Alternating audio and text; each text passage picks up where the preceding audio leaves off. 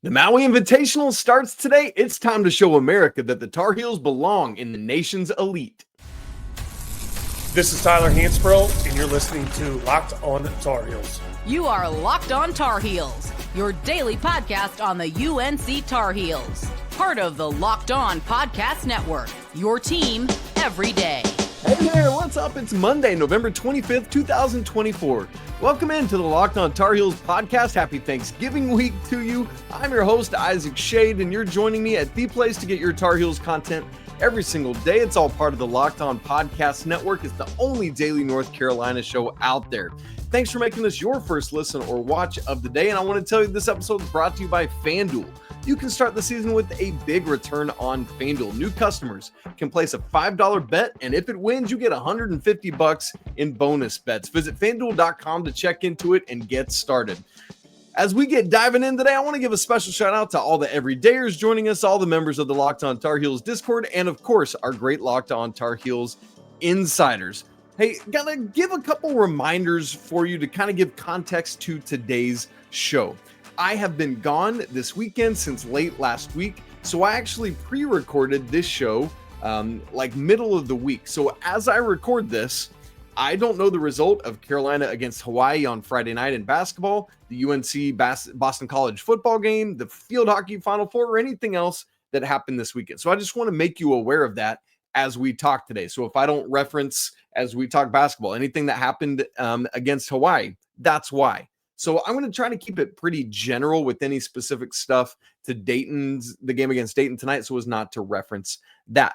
But here's the fun news. I get back late tonight. Like, I basically land at the same time Carolina and Dayton tip off. So we're going to be back rolling on Tuesday, tomorrow on the show. Here's what's cool about what we're going to do. Because Carolina and Dayton tip off so late, I'm going to actually wait and record on Tuesday morning. What we're going to do is a live show on YouTube. So you can hop in and join me live, maybe kind of ditch work a little bit, or maybe you're off for Thanksgiving week and you can tune in.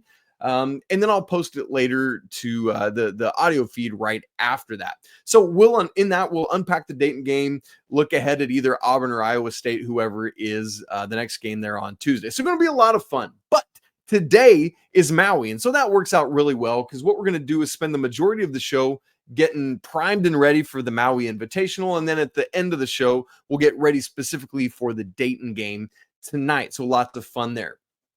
So that's what all is ahead, and we'll get after it. So let's get straight into this thing. Maui Invitational, man, I love this because it is an opportunity for Carolina to just show America what they're made of. I think they did that at Kansas a couple weeks ago, despite not winning the game. I think, like, I've heard from a lot of people, a lot of other Locked On hosts who said, like, I wasn't really sure what Carolina would be, but they showed me something in the Kansas game there. And I'm encouraged by that because there has been a whole lot of what are the Tar Heels going to be without Armando Bacot from around the country. And quite frankly, from a lot of people in the Tar Heel fan base too, of like, what is this team now that there's not a traditional big in the middle? Well, you now have a loaded Maui field. And so what an opportunity to show what the Heels are all about and who they are and what they're made of. You can show off the depth, show off the running, show off how disruptive the 3G starting lineup can be really disruptive defensively, continue to steal the ball, continue to not turn it over, continue to get the free throw line a ton. All of that is what you can do this week. Show the nation what the new Tar Heels are. And part of that is Carolina. The whole bracket is tough, but Carolina's side of the bracket in particular is wildly, wildly tough. We're going to talk Dayton specifically in a bit. That's no cakewalk at all. Do not overlook or underestimate Dayton. But then tomorrow, game 2, you've either got Auburn or Iowa State, who are two of the top teams in the nation. So whatever happens, it's going to be a difficult road for Carolina, meaning if they navigate it well, that means good things are ahead. As we're going on the show, I want to kind of set up the field, talk about what's going on in the bracket and all that. So I'm actually going to show the bracket for those watching on YouTube. If you're not watching, if you're listening back, you can find this bracket just wherever you are. 8 teams in the tournament, as always. As of last week's AP poll, because as we record this, obviously we don't have the new AP poll out. Even if I had been home, we wouldn't have it because the games tip off before the new poll rolls out. It's 4 of the top 10 teams in the nation. Number 2, UConn, 4 Auburn, 5 Iowa State, and the Tar Heels are 10th. In addition to that, you got Michigan State, you got Memphis. We've already seen Carolina against them, Dayton and Colorado. So this is a really, really strong field. Games start today, Monday, November 25th, again tomorrow, and wrap up on Wednesday on Thanksgiving Eve. Let me just give you right now all the round one games. These are all in Eastern time. Tipping off at 2:30 Eastern, number 2 UConn against Memphis on ESPN2, followed by Michigan State against Colorado at 5 p.m. Eastern on ESPN2. That's on one side of the bracket. On the Tar Heels side of the bracket is the biggest game of the first round, and the one I think we're all probably most excited to see as third-party observers outside of the Carolina game, is number 5 Iowa State against number 4 Auburn. That game tips at 9 p.m., and make sure you catch this. It's on ESPNU, not ESPN2. Why? Manning cast, because it's Monday night. Monday Night Football is going on, and Peyton and Eli are doing their thing.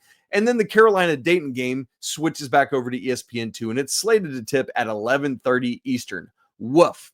Round 2 on Tuesday. I won't roll through it all, but Carolina will either, if they lose, they'll play at 8:30 Eastern. If they win, they'll play at 11 Eastern. And then anything could happen on Wednesday. 5th place games at 2:30, championship at 5 Eastern, 3rd place game at 9:30, and 7th place game at midnight Eastern. So that's what to keep your eyes on. Biggest storyline for me is just how crazy loaded this field is. For the second straight year, last year, remember this, it had 5 of the top 11 teams in the AP poll. Kansas and Purdue were 1, 2, Marquette 4, Tennessee 7, and Gonzaga 11. Plus, you had UCLA, Syracuse, and Chaminade, who now plays every other year in the field. That's why they're not in this year. And so I've already said it, but you got 4 of the top 10 teams in the nation, plus these other teams who are all like Michigan State's and others receiving votes right now. Memphis is and others receiving votes right now. Dayton is actually rated like ahead of Michigan State and very close to Memphis. And so that's going to be tough. Because when you look, I mean, you look at this field in Colorado ranked 70th is the quote unquote worst team in this field, because somebody's got to be, right? I mean, there are really, really high level basketball teams that are going to leave this event 1 and 2. That's just how the math is going to work. That's the nature of it. And part of it is, as I said, at least on paper, the Tar Heels side of the bracket is much, much tougher than the other side. Think about it. Auburn, right now as we record, number 1 at Ken Palm. Ken Palm changes literally with every game. So as you are watching or listening to this, it's certainly updated, but it won't be drastically different probably. Auburn number 1, Iowa State 7, Carolina 14, and Dayton 43. That means on the Tar Heels side of the bracket, the aggregate seed or combined ranking of the 4 teams is 65. The lower the better in this thing. And the average rank of those 4 teams is 16.25. Contrast that with the other side of the bracket. UConn is 5th, Memphis 37th, Michigan State 45th, and Colorado 70th. Their aggregate rank is 157, and their average is 39.25. 39.25 as compared to the Tar Heel side, which is 16.25. So you see, much lower on the Carolina side. It's a much more difficult field to navigate, again, on paper. But that's good, man. This is what you want. You go to events like this to get tested, not to sit around. Like, while Dayton might not be as household of a name or not as like glamorous, playing them right now is actually better from an analytics standpoint than playing Michigan State. They're rated more highly in analytics. So that's a tough game. And then obviously, win or lose, you're going to play Iowa State or Auburn. That's an insane game. And then who knows who you get on Wednesday in the final game. So I love this field. I love that it's loaded. I love that all 8 teams are going to find out a ton about themselves. Obviously, that includes Carolina. And I'm excited to learn what that may be, right? You'd love to win this whole thing. You'd love to go at least 2-1. But again, think about it. I mean, you could very easily go 1-2, and that would not be very much fun, but it is doable indeed. All right, next, we want to get to talking about that this event is finally back at Lahaina Civic Center. It's been off and on the past couple of years. I want to tell you about what I like to call the Maui Bump. Big opportunities when you win the Maui Invitational Tournament. And then I want to familiarize you with a couple of the names and players and faces that are going to be participating in this event. All that coming up in just a second. Right after I tell you about FanDuel, get ready to tackle the NFL action with FanDuel. It's America's #1 sports book because right now new customers can bet $5, and if you win, you get $150 in bonus bets. The FanDuel Sportsbook app gives you everything you need to place live bets on the NFL all in one place. So maybe you get a hunch in the middle of the game and you want to go do something. Well, if you're doing some research, you can check out the latest stats, you can view live play-by-play, and so much more right there on that same page where you place your bets. How about some odds for the Maui Invitational? UConn right now is plus 170, Auburn plus 310, Carolina plus 400, Iowa State plus 430, and then it falls off from there to Michigan State at plus 1300 and worse and worse and worse. If you want to get in on that action or anything else, there's Battle for Atlantis odds, all sorts of stuff. Go visit FanDuel.com today to get it going. Never waste a hunch and go make every moment more with FanDuel, an official sportsbook partner of the NFL. It's been a little bit of tough sledding for the Maui Invitational lately in terms of actually being able to be played at the Lahaina Civic Center there on the west side of Maui. Reason being, the obviously November of 2019, COVID hadn't hit yet. That was there. But then the fall of 2020, still dealing with COVID stuff. So that one was moved to Asheville, North Carolina. Remember, Carolina participated in that loss to Texas in the championship game, right? And then 2021, it was still like on the mainland. This one was actually took place in Vegas because while COVID was kind of wrapping up, Hawaii was still under some pretty strict travel restrictions, so couldn't do it then. Finally, 2022, back to the Lahaina Civic Center, but then you'll recall there was that devastating fire that happened to the Lahaina community there, not too terribly long going. And so they still thankfully were able to hold the event in Hawaii, but had to have it over on Oahu at Honolulu's gym, at Hawaii's gym where Carolina played on Friday night. And so, man, it's just been a struggle. 3 out of the last 4 years, this event has not been played where it's supposed to be played, at the Lahaina Civic Center. Thankfully, this year it is getting back.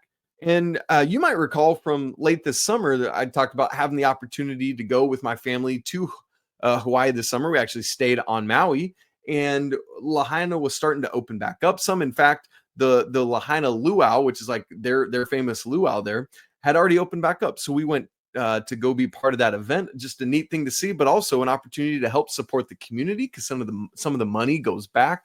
And so there's some places they actually ask you not to drive around in the Lahaina community because it's blocked off and they don't want to disturb the residents with just, Johnny Q passersby trying to see the devastation or whatever.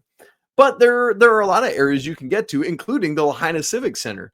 And gang, if you've never been over there, if you've never seen it, it really is just this tiny like municipal building that isn't very big. And it's just right there in a municipal complex where there's like a police station and a fire station and stuff like that. And so, I mean, you would easily drive by it and not realize that it's this famed college basketball venue that you've known about so much of your life. And so just, man, so grateful, so glad that this community is able to really start picking the pieces back up. It doesn't mean everything's fixed or right or perfect, because it's not. And this is a community that's grieving and still coming back together. So if you're somebody that's going to be visiting and going there, just be mindful of that as you interact with people and be cautious. But this is a great thing. It's going to bring so much revenue and opportunity there to Maui and to the Lahaina community specifically. And so this is great. I'm so happy about it. The Maui bump.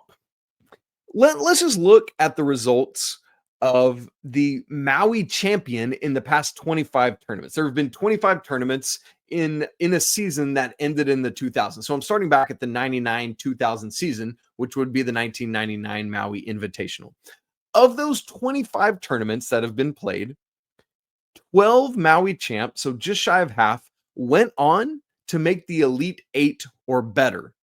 And that doesn't include Kansas, who won Maui in 2019-20. That was going to be a number 1 seed and likely would have made it that far. We can't speculate, so I'm not including them. But you've had 4 national champions, 2 national runners-up, 2 other Final Four teams, and 4 Elite Eight teams.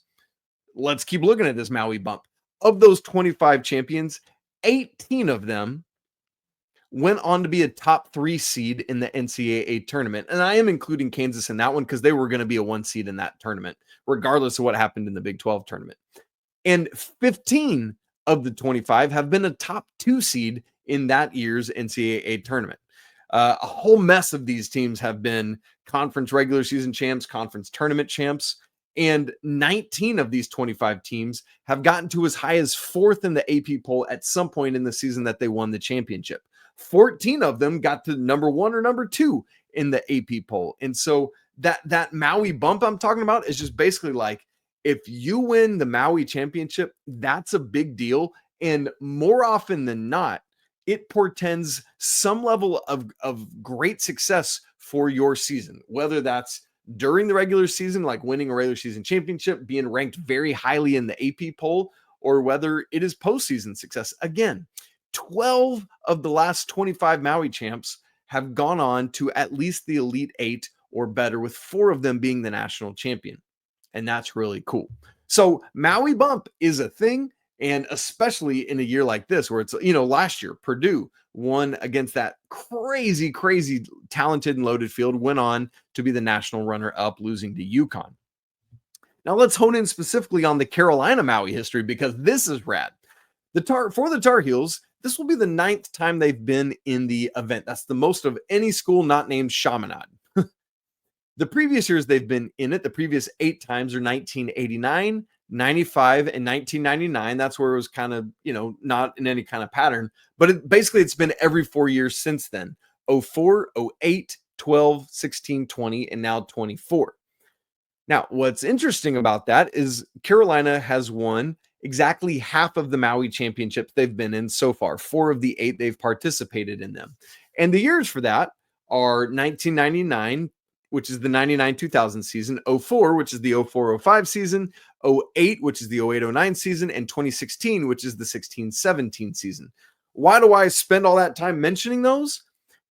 What do those 4 Maui championship seasons have in common? Well, in all 4 of them, 99-2000, 04-05, 08-09, and 16-17, Carolina made at least the Final Four and were the national champions in the most recent 3, 04-05, 08-09, and 16-17. You might recall I said that 4 of the Maui champions went on to be the national champion. 3 of those were Tar Heels.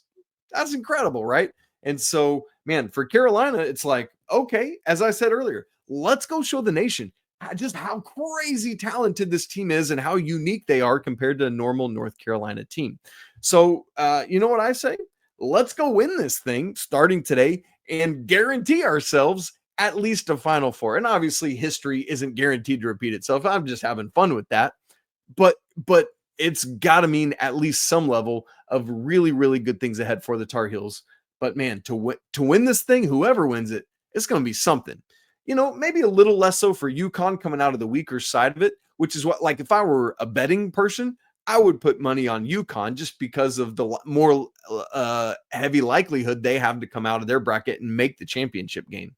For Carolina, for Dayton, for Auburn, for Iowa State, they're going to have to beat each other up to make it to that championship game. So we'll see what happens there.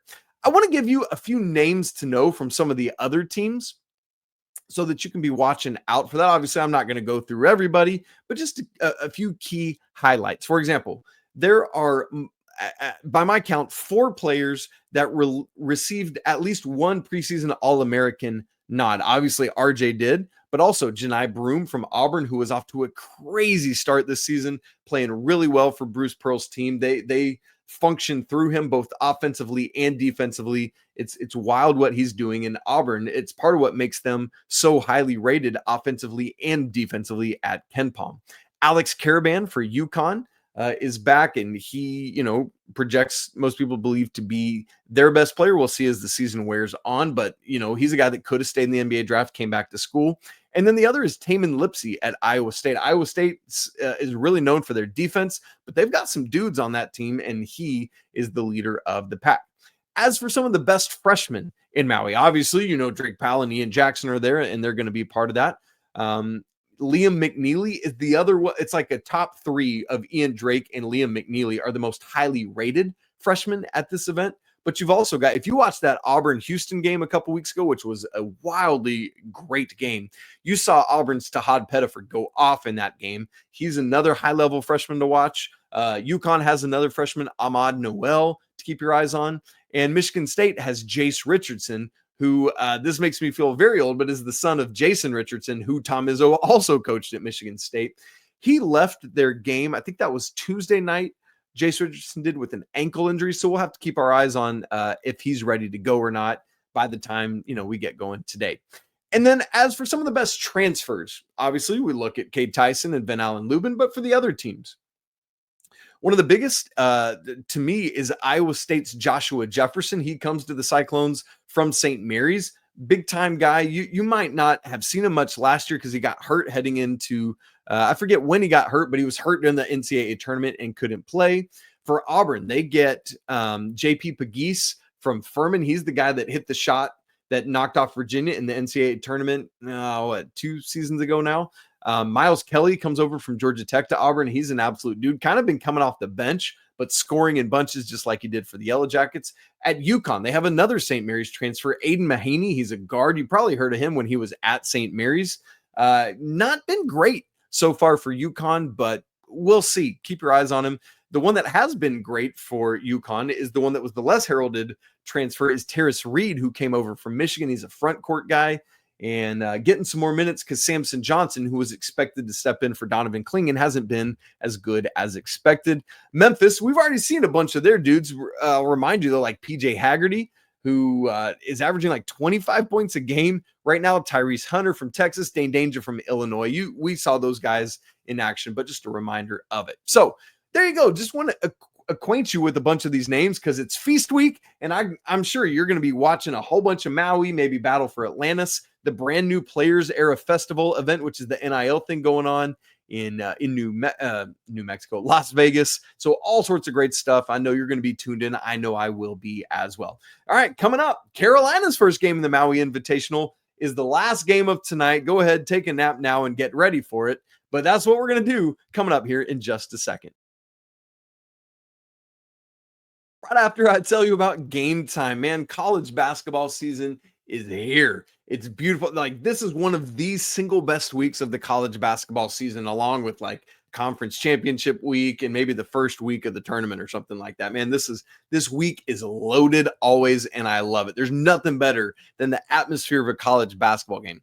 I kind of like it better when it's on campus, but these MTEs are a blast as well because you just never know what's going to happen or maybe what team is going to emerge and announce their presence atop the country. Well, the good thing is if you want to get to any of these games, Game Time has a new feature called Game Time Picks that makes getting tickets to see your favorite teams play live even easier. Game Time Picks, what it does is it filters out the fluff to show you only incredible deals on great seats. So you don't have to waste time searching through all the other thousands of tickets. And it's cool because it's not just for sports or for basketball, concerts, comedy, theater, and many more live events as well. Whether it's game time ticket coverage, the lowest price guarantee, or the panoramic views from the seat in the app, Game Time has got you covered. Carolina's next action after Maui is hosting Bama next Wednesday in the ACC-SEC Challenge. There are tickets right now for as cheap as $45 in the upper corner of the Smith Center. Super deal, you can get lower level seats for $158 each. And so, man, and I tell you what, there are a ton of seats upstairs for under $100, man. So you can get in the door and really not have to blow the bank to do so at Game Time, where you can take the guesswork out of buying tickets. Download the app, create an account, and use code LOCKEDONCollege for $20 off your first purchase. Again, create an account and redeem code LOCKEDONCollege for $20 off. Terms apply. Download the Game Time app today. What time is it? Oh, it's game time. Oh, I hope you have had your coffee or your 5-hour energy, or you took a nap or something, because tonight, 11:30 p.m. Eastern, that's if the other game ends on time, the Iowa State Auburn game right before it, on ESPN2, Ken Palm has it. Carolina only favored by 4 points. The FanDuel line isn't out for it yet. But the storyline here, a big one to me, and you see it just with how close Ken Palm predicts this line. Do not sleep on the Dayton Flyers. I know they're a mid-major team in the A-10. I know they lost Day'Ron Holmes to the NBA last year, their very best player. I know they lose Kobe Brea, their best shooter, to Kentucky. But man, This is a team that has been operating at a high level for quite a while now and continues to do so. They're currently, as I record this, 39th at KenPom. That's ranked, again, more highly at KenPom than is Michigan State right now. Preseason, they were picked second in the A10. Nate Santos, who was their leading scorer in their last game before coming to Maui, preseason first team All-10 guy. But their leading scorer has been one of my favorite names right now in college basketball, Enoch Cheeks, who is a 6'3" guard. Let me tell you a little bit about all this dude is doing. This is his second year at Dayton after transferring over from Robert Morris, Romo. He has more than doubled his average scoring from last year at Dayton, 8.1 up to 17.3 so far this year. He's hitting 38.5% of his threes. He's taken 4.3 of them a game, but he's also shooting 87.5% at the free throw line. He's shooting 75% from two on 6.7 attempts a game. So, I mean, this dude is wildly efficient right now with his shooting splits. Some of those are going to come down as the season wears on, but right now he's doing work. And in addition to that, it's not just that he's shooting well and scoring well, 8.7 rebounds a game. And check this out, 3.7 steals, which is fourth in all of Division I. So this dude, Enoch Cheeks, you need to watch out for him because he is absolutely lighting it up. A couple other names to know. They bring in Zed Key, the Ohio State transfer. He's a little bit of an undersized big. He's averaging 12.3 points a game. Malachi Smith, also in double figures. Kind of a curious one is Posh Alexander, transferred over from Butler. And I thought he was going to be like massively important for this team. He's not even starting right now. So it's just another one of those transfer portal things you just can't always know. And again, I haven't even mentioned Nate Santos, who was the preseason first team all A10 guy. That was their leading scorer in their most recent game. All right. I do still want to do a Four Corners preview for this game. So we're going to go rapid fire edition because it's not getting its own segment like it typically does. And as a reminder, I'm recording this Four Corners preview prior to knowing the outcome or happenings or events of the game at Hawaii on Friday night. So I won't reference anything that did. All right, rapid fire. You ready? Number one, it is an interesting starting lineup matchup in this game. You know that Carolina is undersized in the backcourt and has like fine size in the front court. Listen to the most common starting lineup Dayton has used so far this year in terms of height. 5'10", 6 foot, 6'3", 6'7", 6'8". Sound familiar? Yeah. Very similar to the Tar Heels with a little more height in the front court for the Tar Heels. 6'0", 6'1", 6'3", almost an identical matchup there. Although they're starting point guard 5'10", that's so short. 6'7", 6'8" in the front court for Dayton, 6'9", 6'10" in the front court with the Jae'lyns for the Tar Heels. So, you know, so often this year, the Heels backcourt has been the one that's outmatched size-wise. Now they're the one that's got a little bit of a size advantage, and they were already trying to take advantage of running a little bit. So I'm curious to see how that matchup goes. Keep your eye out on it. Number two, got to set the tone early, man, and that starts with Elliot Cadeau continuing to do the great work he's done early this season. In this game particular, with it being the first game of a 3-game in 3-day stretch and a 4-game in 6-day stretch, you want to set this tone early, get ahead, stay ahead to be able to get lots of opportunities to lots of guys to get playing time, but also because Four Corners preview point number 3, you got to use your depth here. And so getting ahead and staying ahead allows Coach Davis to use more of his depth for more minutes.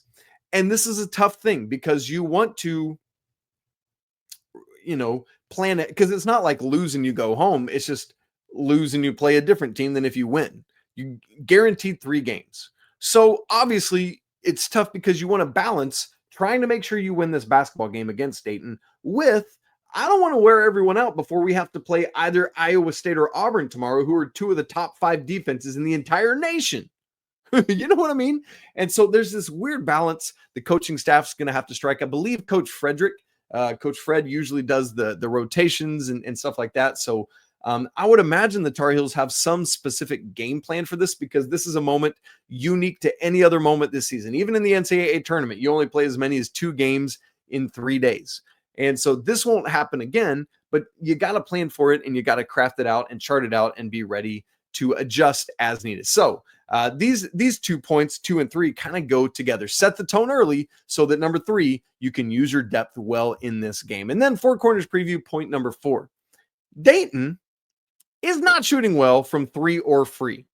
free or three, whichever order you want to take that. But they're shooting very well from two. Let me give you the numbers. Dayton is just over 30% from three. That's 235th in the nation. By contrast, Carolina is just over 35%, like 5 percentage points better, and 120th in the nation. Not setting the world on fire, but better than, 5 percentage points and by 100 spots better than Dayton. Dayton from the free throw line. Listen to how anemic this is. They, as a team, are just under 65%. That's 286th in the nation. Carolina, by contrast, listen to this dichotomy, 85.2%. That's 20 percentage points better. That is insane to me. And Carolina right now is 6th in the nation in free throw percentage. But again, as I said, Dayton is great from two. Right now, they're 64.3% from 2-point range, which is good for 11th in the nation. So the goal here is to force Dayton into long, inefficient twos and contested threes. Those are your best friends. And if they do get to the rim, if they do get short looks, know who to foul and not, but sounds like kind of fouling when it's when you need it at the rim isn't the worst thing in the world, because it says they're only going to make 2 out of every 3 free throws basically. So if this game comes down to a free throw shootout in the end, big advantage, Tar Heels. So that's what you want to see. So, man, that's our Four Corners preview. That's getting ready for Dayton again tonight, 11:30 p.m. Eastern is when it's scheduled. That'll be on ESPN2. Reminder, the Auburn-Iowa State game that you want to watch before that is on ESPNU because of the Manning cast during Monday Night Football. Also, as a reminder, tomorrow's show, Tuesday's show, will not be in your audio feed like in the middle of the night like it usually is, because that game is so late. Again, we're going to record Tuesday's show live on YouTube on Tuesday morning, and then I'll edit it and get it sent out in the audio feed as well. Just thought that would be a fun thing to do. If Carolina has to play again late Tuesday night, we might do the same thing for Wednesday's show. We'll just have to wait and see. All right, guys, great to be together today on Monday. I hope you had a great weekend. I hope the field hockey team is the national champions yet again, man. It. I don't right now as I record, and I can't wait to watch that this weekend. Man, good stuff. If you haven't subscribed to the show on YouTube and on audio, make sure you do that so you don't miss a second of the show. If you haven't joined the Locked On Tar Heels Discord community, we'd love to have you there, man. It's a great place to be. It's free to join. The link for that's in the show notes. Similarly, if you want to go even deeper with this show, have a one-on-one direct texting connection with me, get lots of other perks like stats and data and charts and all that stuff, join the Locked On Tar Heels Insider program where you get all of that. It's a great way to help support the show and help it grow, man. This is our show, and I want you to be invested in a part of it as well. It's always a great day to be a Tar Heel, especially at the beginning of Feast Week, especially when the Tar Heels are in Maui. Cannot wait for this game tonight. It's going to be so fun, but lots of great basketball before that as well. We'll talk to you again, remember, tomorrow morning live on YouTube. But until then, peace.